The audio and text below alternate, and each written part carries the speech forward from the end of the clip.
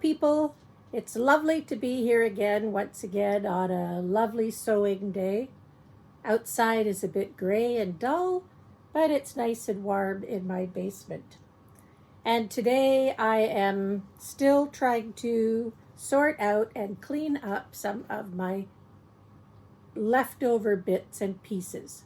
I guess that's the best way to put it. What do you do with all of the long strips of batting that come off the end of a roll when you're finished with your quilt? You know, the pieces that are 7 or 8, maybe 9 inches cut off the side. Well, I have been saving them. They're not wide enough on their own to make things like placemats, and the batting pieces are, the length of the quilt, but the quilt just wasn't that wide, so you had to cut off 7 or 8 inches. And that stuff still costs money, and you should be able to find things to do with it.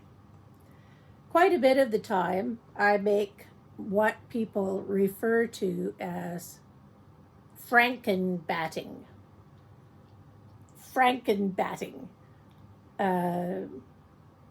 sewing them all together to make a big piece of batting. And that's fine, but quite often when there's lots of long, thin bits, I've been trying to find a way to make use out of long, thin bits, and it's eluded me for quite a long time. So part of this whole adventure in quilting is really trying to make do with what you have. And I'm trying to not upcycle, but just make good use of things. So quite often I have a piece of this long, thin stuff and a piece of fabric that I'm not all that keen on. And when I'm going to do free motion stitching, I'll take one of those long, thin bits, put some fabric over it, and practice free motion stitching patterns that I might like. But then I've got a stack of these, maybe not so useful bits of fabric and batting and stitching on it. So I've got about a dozen of these pieces of batting with free motion stitching on them, and so now I'm trying to find a use for them. And I've found a way to make something useful out of this piece that it was a test. I mean, I don't want anybody looking at it thinking, oh, that's just the worst free motion stitching you could ever imagine. Well, it is the worst free motion stitching you could ever imagine, because it was a test. So what I'm going to do is use some of these leftover pieces, and a lot of times I do straight line stitching, but sometimes I do free motion as well. And so you have to test the tension, and you have to test the thread and the color, and make sure that what you're doing, the motion that you're making, is good. So I came up with a little solution for a problem I have upstairs in my closet. I have some blouses and jackets that are kind of slippery, and when you put them over a wire hanger, they slide off or they get creases in the shoulder. So I've come up with a little solution using these leftover pieces of batting and pieces of test material that I have, and I've been making covers for wire hangers. They don't have to all be the same fabric. They don't all have to be the same patterns. Some of these are just fabric that I had in my scrap bin, and I just tested my free motion stitching patterns on them. And so they're really quite easy to make. And I added a little piece of lace at the bottom because I'm lazy and I don't want to have to turn all the edges under. It's just going to go in my closet underneath jackets and blouses to keep them from being creased at the shoulders. So it's really quite an easy process to do. And you see here, I just joined two pieces of batting together with a strip, quilt as you go method. Very easy to do.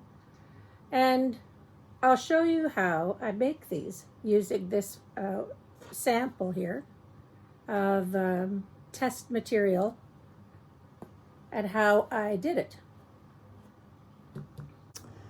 Okay, so here is this piece that I showed you a minute ago. It's just a long, thin piece with free motion stitching.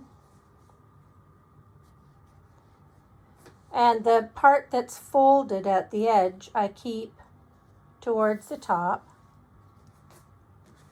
Then I take my wire hanger,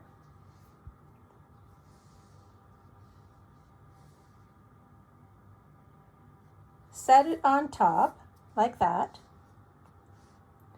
and then with a chalk pencil, I just draw around the coat hanger like that. I can't draw with my left hand, but I can do it with my right hand. I just draw around with my chalk pencil so I have a seam allowance.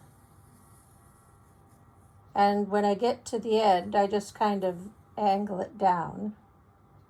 I do the same thing on the other side, and then I'll cut that out.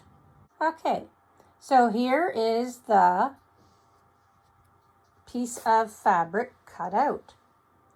And there are two pieces here, one on top of the other. And the top is folded in both cases. I didn't cut the top.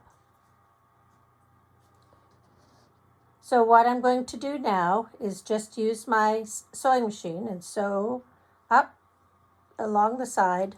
When I get up here, I'm going to just stitch up to the top and back stitch, and then stitch down here and around here and down. Then I can turn it right side out, sew some lace onto the bottom, and insert a hanger, and it'll be done. It's really quite easy to do, and it makes use of some of those long strips of batting. And if you have clothes that you want to protect in the closet, I think this is a little project that's easy to do. And by the way, since it is a holiday season coming up and people are looking for interesting gifts, this is kind of an easy crafty thing to do, especially if you did some really snazzy free motion stitching in the quilted parts. That would really make a nice gift for somebody who has a wardrobe deficiencies, I guess, and that would make it quite a nice gift for somebody. So I'm just going to sew this on my sewing machine. I think if I got my serger out, it would be a lot faster and easier to serge it up and around. Then I could even just serge the bottom. But I have a whole pile of lacy remnants that I found in my crafting area. I don't know where all of these things came from, bits and pieces of sewing projects from years gone by. But I'm going to make some use out of these things and decorate the bottom of my hanger covers.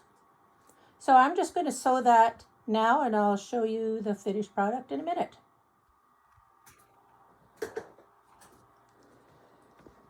So in a very short time, I have 3 hanger covers with a little lacy detail, and I can have them put in my closet to hold my jackets in place and keep the sleeve tops from wrinkling and creasing. And so that's a good use for those long strips of batting. If you don't want to stitch them all together and make small items, these are fast and easy, and you get to use up some of your pieces in a productive way. I always like to find things that I can use around the house and make use of all of the bits and pieces that I accumulate. So there's a little project, maybe a gift-giving idea. I hope you enjoyed this. If you did, make sure that you like and subscribe. Thank you very much for watching.